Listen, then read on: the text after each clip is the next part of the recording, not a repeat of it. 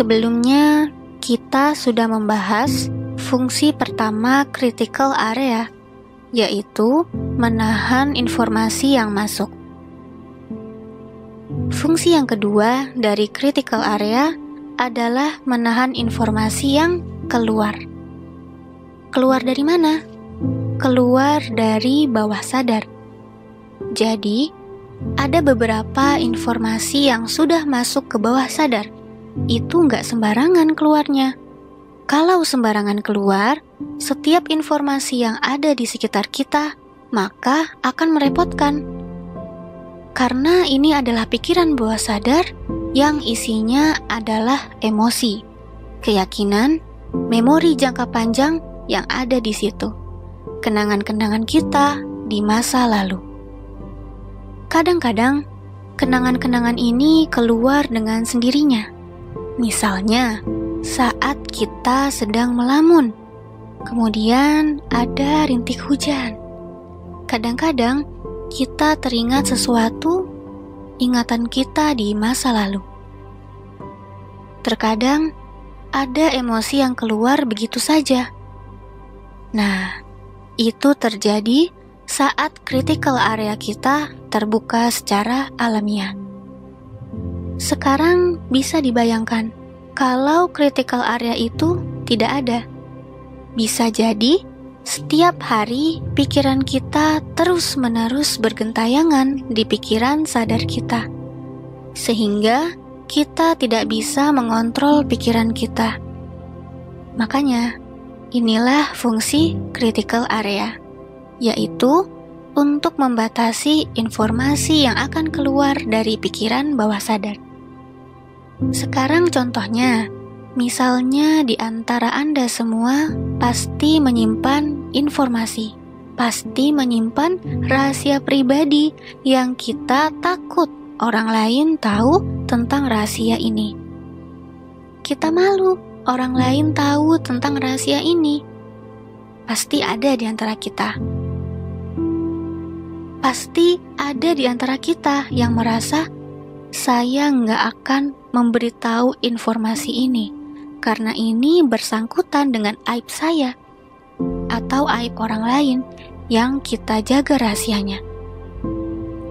Nah, kemampuan kita menyimpan rahasia, kemampuan kita untuk menahan aib tersebut adalah kemampuan dari critical area, menahan informasi yang keluar. Hal berikutnya misalnya, pasti di antara Anda semua ada yang pernah merasakan kesedihan sampai Anda ingin menangis. Begitu ada? Ada. Tapi, apakah saat Anda sedang bersedih, apakah saat Anda sedang menangis itu tadi, Anda akan menangis begitu saja? Di pinggir jalan misalnya, Anda sedang bersedih di pinggir jalan, membuka WhatsApp dari seseorang, atau mungkin menonton suatu berita tertentu. Kemudian, Anda menangis di pinggir jalan. Saya yakin Anda tidak melakukannya. Kenapa? Mungkin malu, betul. Biasanya kita menangis, kita mencari tempat yang aman, privasi. Bahkan banyak orang tua yang tidak akan menangis di depan anak mereka karena khawatir itu akan mempengaruhi perasaan mereka. Makanya kita tahan sendiri. Kita menangis di kamar mandi misalnya. Kita menangis di kamar, dikunci dulu pintunya. Kenapa tidak menangis di depan umum? Atau mengapa tidak menangis di pinggir jalan? Itu adalah salah satu fungsi dari critical area. Kita dapat menahan emosi. Termasuk kita dapat menahan marah. Semua dari kita tentunya pernah merasakan yang namanya marah. Tetapi kita diam saja, tidak mengeluarkan. Kita menahan kesal. Kesal emang. Kita tahu mungkin suatu hal itu bukan salah kita. Kita marah.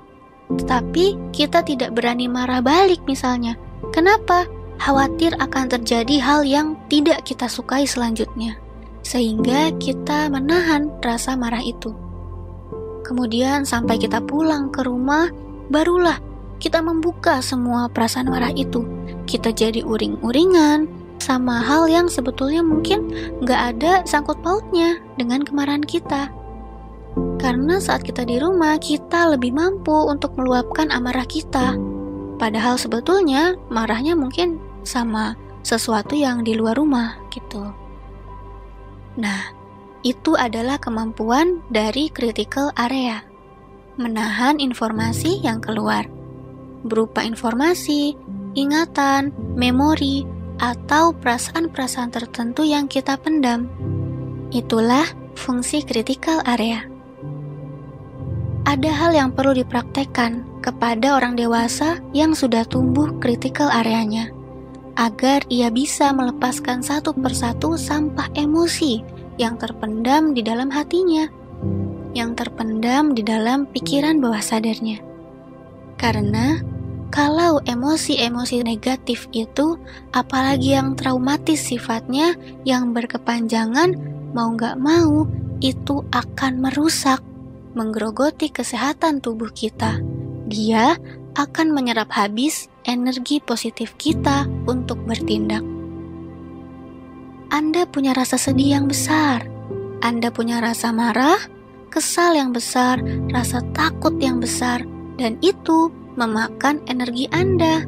Sehingga jangan heran, setiap bangun tidur di pagi hari, rasanya itu badannya lemas, seperti kurang tidur, ngantuk terus.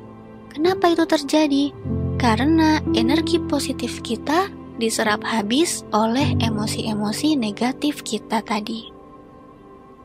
Berbeda dengan anak-anak, belum tumbuh critical areanya. Anak-anak kalau mau menangis di jalan juga bisa. Kalau mau ketawa, dimanapun ia bisa. Tidak khawatir, tidak was-was dan sebagainya. Nah, jadi di sini mudah-mudahan bisa difahami. Itulah fungsi dari critical area. Dia menjadi gerbang atas pikiran sadar dan pikiran bawah sadar, sehingga kita sebagai manusia tidak terlalu mudah menerima masukan dari orang lain. Juga tidak terlalu mudah untuk mengeluarkan setiap informasi yang kita miliki, terutama yang sifatnya bermuatan emosi tertentu. Selanjutnya kita akan belajar cara memasukkan program baru ke pikiran bawah sadar kita, sehingga dia menjadi program otomatis yang mensupport hidup kita untuk kesuksesan-kesuksesan dalam hidup dan bagaimana melepaskan program. Dalam hal ini nanti ada informasi, kenangan, perasaan, keyakinan yang tidak produktif, yang bahkan bisa menyerap energi hidup kita perlahan-lahan, sehingga kita tidak produktif dalam hidup ini.